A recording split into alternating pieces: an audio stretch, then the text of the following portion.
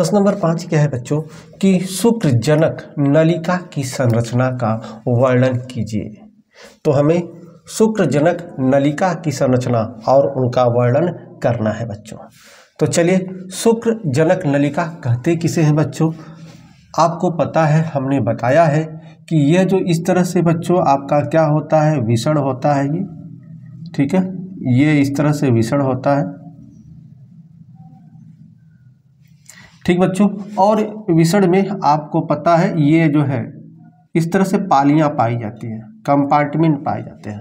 और यह जो कंपार्टमेंट है, पाली है, कितने होते हैं? 250 पाली पाए जाते हैं। तो प्रत्येक पाली में बच्चों, प्रत्येक पाली में, ठीक है, 1 से 3 इस तरह से शुक्रजन नलिका पाई जाती है। इस तरह से शुक्रजन नलिका पाई जाती है, ठीक है। तो शुक्रजन नलिका की संरचना, तो ध्यान रखिएगा। तो शुक्रजन नलिका में हम लोग लिखेंगे कि विषण में 250 पालियां पाई जाती हैं। प्रत्येक पाली में 1 से 3 शुक्रजन नलिका होती है। शुक्रजन नलिका में जो रिक्त स्थान होते हैं, उन रिक्त स्थान को क्या कहते हैं? अंतरालीय कोशिका। अंतरालीय कोशिका, या बच्चों इसी को हम लोग लीडिंग कोशिका भी कहते हैं। इंग्लिश में लीडिंग कोशिका, लीडिंग कोशिका, ठीक है बच्चों। तो जो विषण में, ठीक है, अनेक पालियां होती हैं और उन पालियों में 1 से 3, प्रत्येक पाली में 1 से 3 शुक्रजन नलिका पाई जाती है, अर्थात अनेक शुक्रजन नलिका होती है। उन शुक्रजन नलिकाओं के बीच में रिक्त स्थान होते हैं, ठीक है, और उस रिक्त स्थानों को अंतराली कोशिका या लीडिंग कोशिका कहते हैं।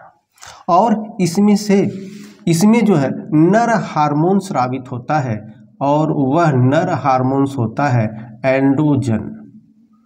यह जो नर हार्मोन है बच्चों, एंड्रोजन, वह नर का जो द्वितीयक लैंगिक लक्षण है उसको प्रभावित करता है। अर्थात जो एंड्रोजन है बच्चों, इसी के कारण नर में दाढ़ी मूंछ का आना, आवाज का भारी होना होता है। और बच्चों यह जो शुक्रजन नलिका होती है बहुत ही पतला, ठीक है, अतिकुंडलित होता है। यह जो शुक्रजन नलिका है बच्चों, शुक्रजन नलिका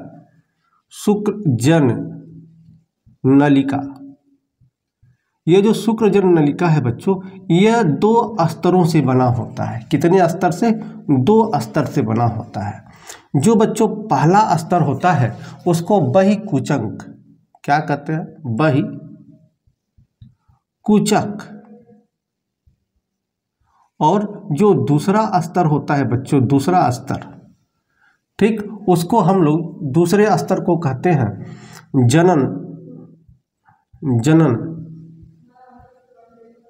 एपिथीलियम,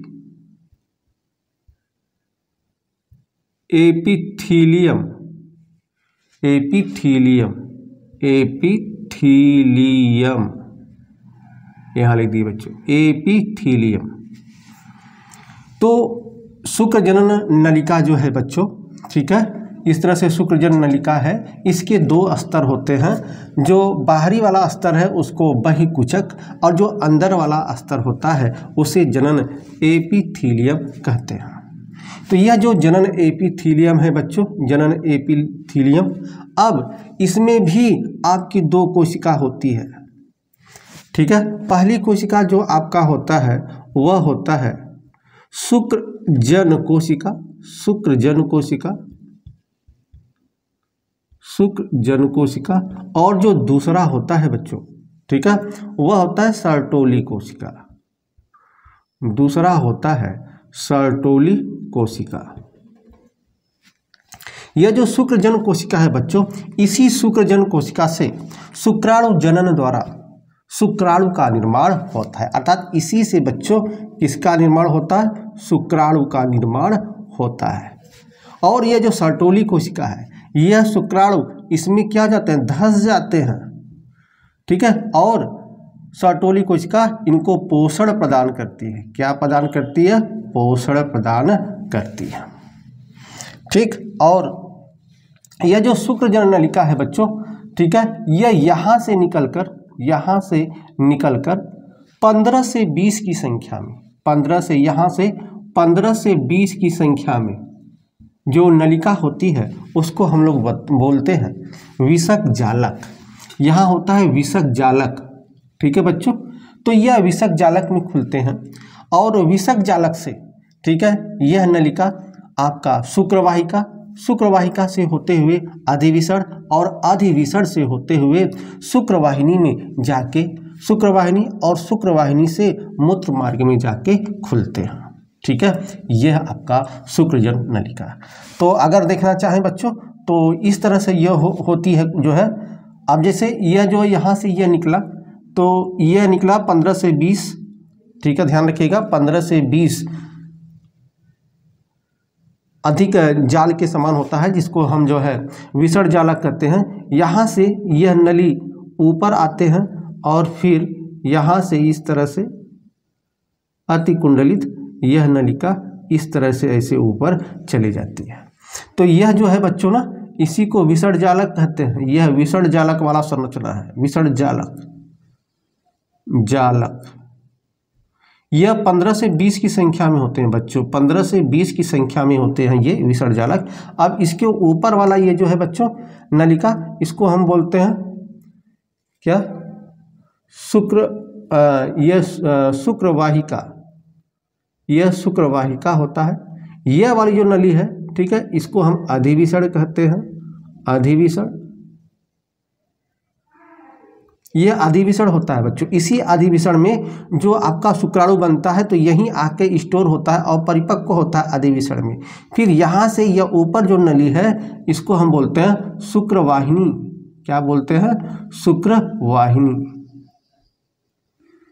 ठीक है। और यह शुक्रवाहिनी जाके आपका यूरिन मार्ग में खुलता है। तो इस तरह से आपकी जो है शुक्रजनन नलिका होता है। कभी कभी जो है शुक्रजनन नलिका का आपका अनुप्रस्थ काट का चित्र पूछता है। तो चलिए शुक्रजनन नलिका का हम चित्र यहाँ बनाते हैं, किस तरह से शुक्रजनन नलिका का चित्र बनता है।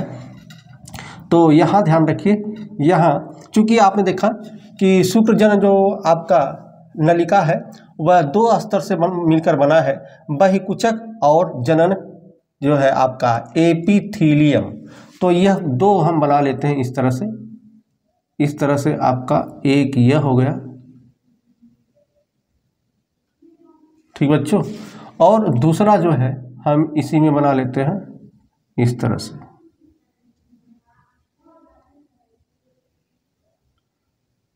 ये आपका बन गया बच्चों। यह जो ऊपर वाला है बच्चों, यह जो अस्तर होता है, यह अस्तर कहलाता है बहिकुंचक। और यह जो है नीचे वाला अस्तर, इसी अस्तर को हम लोग क्या कहते हैं, जनन एपिथीलियम,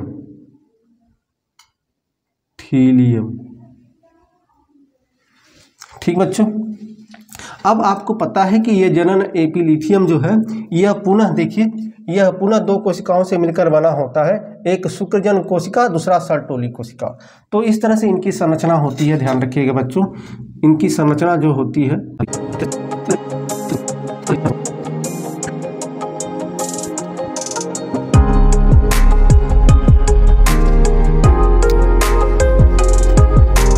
तरह से आपका शुक्रजनन नलिका का अनुप्रस्थ काट का यह चित्र हुआ। तो चलिए इनके नामों को लिख लेते हैं क्या क्या है।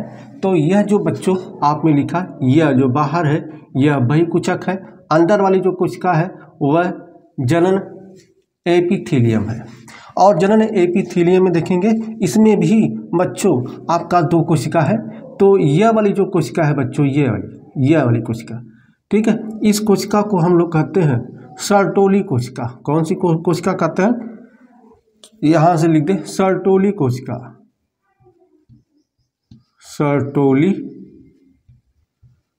सर्टोली कोशिका। तो ये बच्चों सर्टोली कोशिका है, और ध्यान रखिएगा। और ये जो अंदर वाली कोशिका है, अंदर वाली कोशिका, इस अंदर वाली कोशिका को हम लोग कहते हैं वही शुक्रजन कोशिका। यह है शुक्रजन कोशिका, शुक्रजन कोशिका। और बीच में यह जो है बच्चों, यह शुक्राणु है। क्या है? यह शुक्राणु है,